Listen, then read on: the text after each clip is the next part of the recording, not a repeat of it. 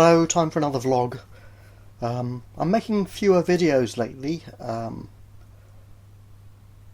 for no particular reason. I just haven't felt like it or haven't had anything much to say. So, why make vlogs if I've got nothing to say? So today I'm going to talk about a few things which are in the news, plus another thing which I've mentioned a bit before, about what it is that has allowed society to degenerate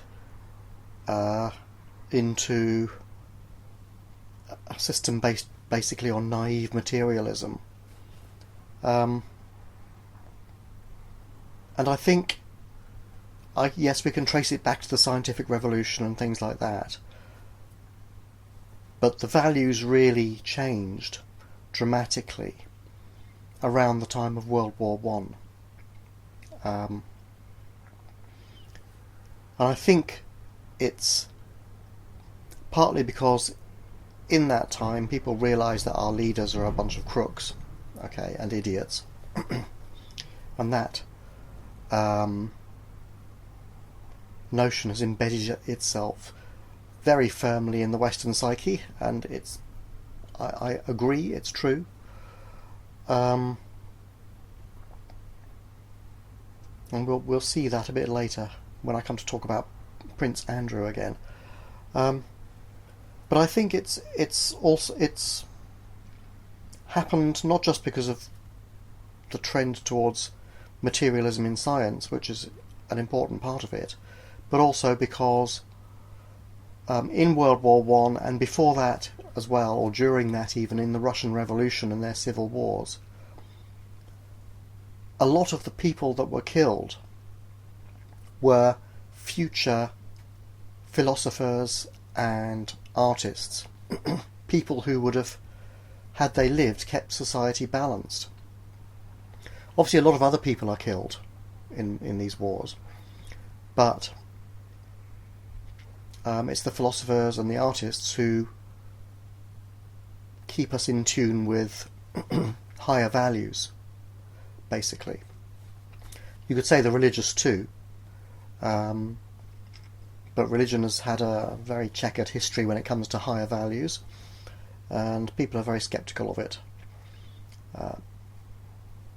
If religion is done well, yes, and if it's done badly, it's terrible. Okay. So, and religion, people have been moving away from it anyway, partly because of its corruption in the past, basically. And it's not just World War One that killed off loads of artists and philosophers. We then had a perfect storm. We had World War Two, which did the same and more. In World War One, famously, lots of poets and people like that were killed, and authors and so on. In World War Two, the Art Deco movement, particularly in architecture, just was exterminated. There was nobody particularly, or very few influential people after the war in that movement at all. And in the 80s, it didn't stop. In the 80s we had the AIDS epidemic, which preferentially targeted those kinds of people. In other words, the more promiscuous types of people were the artist types, like in New York and places like that, San Francisco, and yeah, a generation of them was more or less, not completely, but more or less wiped out. And so huge numbers of people who could have provided a countervailing view to the really pathetic materialism of our society are not there. They're just not there. And so all we think about now is money, and the corporations have fully taken over. They had their path cleared for them, essentially. And the crooks and the scum who rise to the top in our world are firmly in control. They're only interested in money and I don't know what else. Listen to David Icke if you want to know what else, I suppose. And unless QAnon and co can kick them out, we'll be stuck with them.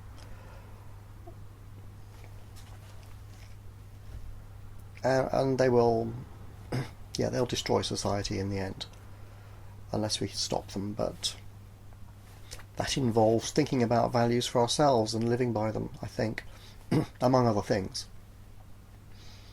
like exposure of the elite's crimes and so on. That is necessary to shuffle them off out of the way.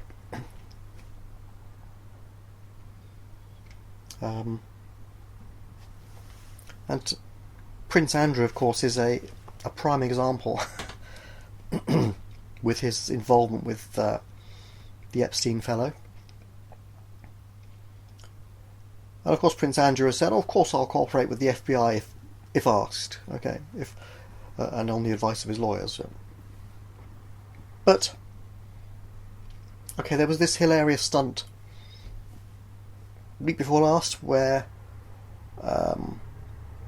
Virginia Giuffre's lawyer hired an American school bus to troll around the roads outside Buckingham Palace with a picture of Prince Andrew on it, saying, if you see this man, ask him to call the FBI, and they gave the phone number.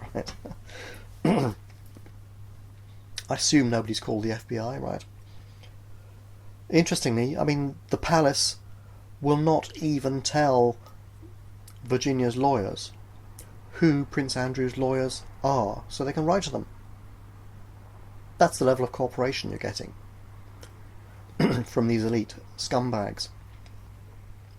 Now, obviously, Queen Elizabeth must be in on it, because you couldn't get that without royal approval, let's say her cooperation. And instead what we get is distraction with stupid stories about Will and Kate or Harry and Meghan, trying to throw flack in people's eyes so they'll forget about it all in a month or two, right? It isn't working, I think, because this is too serious. And more people are waking up to just what kind of leadership the world is putting up with, and has put up with for far too long. Certainly hundreds, probably thousands of years, in fact. You can see it, a kind of evolution by natural selection at work in our world, whereby the scum and the stupid tend to rise to the top. It's just our world is upside down, and that's the way it works. It's bizarre, and we need to be conscious and take conscious control of these things to stop them in future. It's beginning to happen. One has to hope it won't be too late, and that one of these morons with their fingers on the nuclear button will not decide to press it, for their own financial gain. Because remember, the Bushes have like 100,000 acres of pristine countryside land in Patagonia that they own, which they hope won't get nuked in the event, and other people are buying huge areas in New Zealand and places like this, off the beaten track a bit, where they hope they will survive what they are probably trying to engineer. Well, we have to see.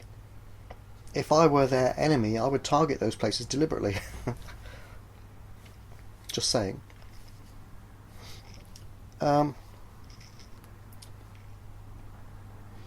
Yeah, well, we'll see. But clearly the royals are not cooperating, and it's not just Prince Andrew. It's the whole lot of them. Because it could not happen. That place is organised, right?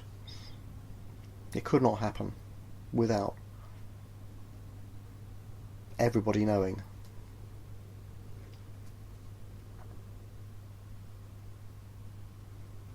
Of course, the other thing that's going on at the moment is this thing from China, 164 cases in the UK, 338 in the US, 4,747 in Iran, 4,636 in Italy.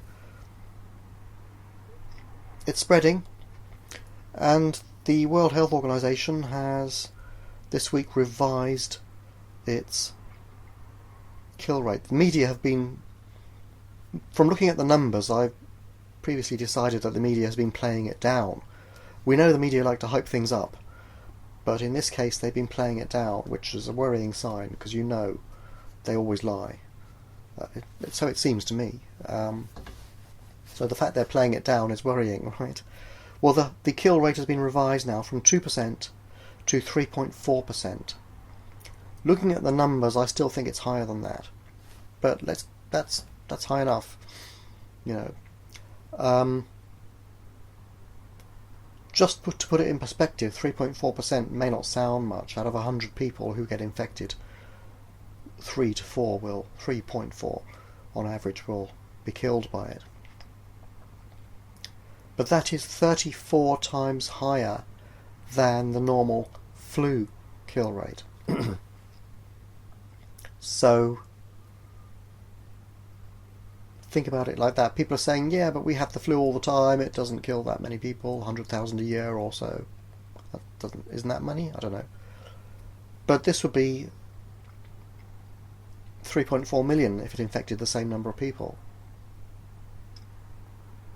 I think that's right, yeah. No, it would be 34 million if it infected the same number of people. Substantially more, in other words. And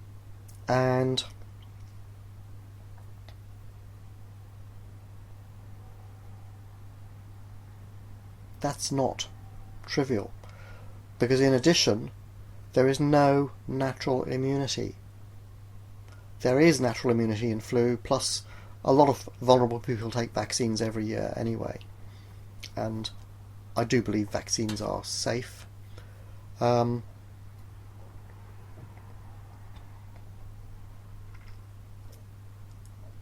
It may be they could be doctored so as not to be safe, deliberately, by our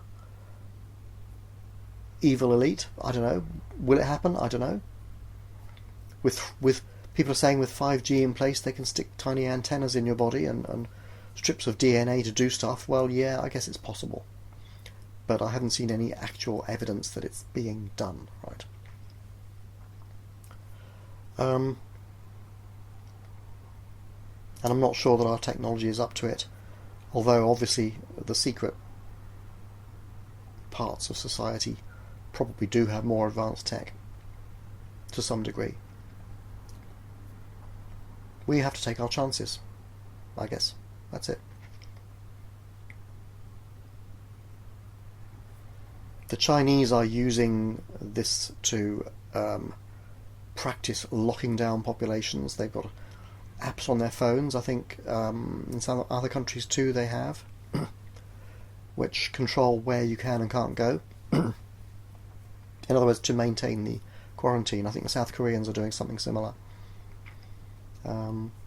It's kind of sinister. To say the least. But if it can protect you from death as a temporary measure, maybe it's okay, but it does need to be a temporary measure. Of course, our smartphones can tell where we are and let Google and everybody else know where we are pretty much all the time anyway. My local supermarket, a Sainsbury's, has introduced this thing called Smart Shop, where you can stick an app on your phone, and when you go in, when you go into the shop, what you do is you use your phone to scan the barcode on the item you're buying. You just stick it in your bag, so you just scan things as you pick them up from the shelves. It's a little awkward to use because I have 2 bags when I go for shopping, and I need a third hand to hold the phone. It's a little awkward. I suppose I could use a trolley, but I don't want to. I use 2 bags because when they get too heavy, that's my signal to leave and stop spending money and get out of there. So it forces me to be cheap, basically. And okay, the first time I tried this system, I took my bags to the checkout, I scanned the QR code with my phone that was on the checkout, and it told the checkout what I had previously scanned, and I just paid and left. It didn't need me to scan each item at the checkout. They'd already been scanned on my phone. And it worked pretty well. I tried it a second time. Yep, it worked. Third time, not so lucky. On the third time, I scanned the QR code, but then it came up with they didn't call it that, but it was a security check.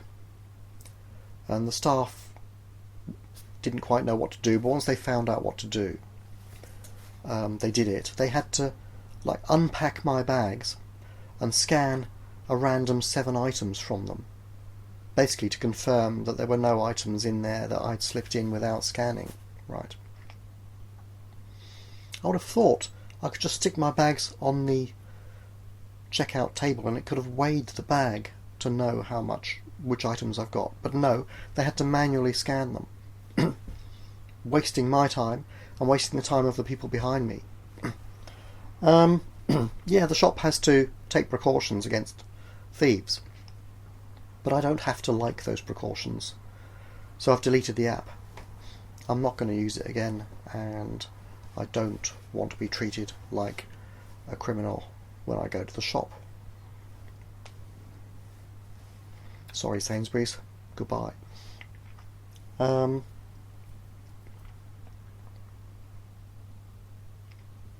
I do tend to pay with my smart card, just tap and go, rather than use cash most of the time, but not all the time, because it's more convenient for me, it's quicker if there's a queue. But if a shop isn't busy, I will sometimes use cash because I prefer the anonymity of cash. It's nobody's business, like the bank's business, what I'm spending my money on. When I pay with a card, I tell my bank, I tell the shop, and I tell the shop who I am as well. It's none of their business. I'm buying a sandwich or something, Now they have me in a database and they can send me adverts forever if they really want to. So cash is good. You do have more what in the old days they referred to as liberty with cash. That is privacy, as we call it nowadays. You can get on with your life and it's nobody else's damn business. But Sweden is just having a problem because there's only 3,000 ATMs in the whole country and the banks were wanting to close them all. So the Swedish, I think they're passing a law that the banks have to maintain a certain limited number of ATMs so that people can use cash if they want to. Because otherwise you're limited to smart cards and everybody knowing your business, basically. Not just the bank and the shop, but all the hackers in the world as well who want to know. And the secret services and our elite criminal masters and all the rest of them, right? And if you're stuck not using cash, your bank account can be blocked. You can probably still get hold of cash if you don't have a bank account because most employers, or certainly some employers, will pay you in cash at the moment. Once that's withdrawn, the liberty, the privacy is gone, because what will you do? You'll have to live on the streets or be a part of the system. In the UK we still have 66,000 ATMs. And the government is considering passing some rules to make sure the banks keep some in rural areas so that every village has at least one.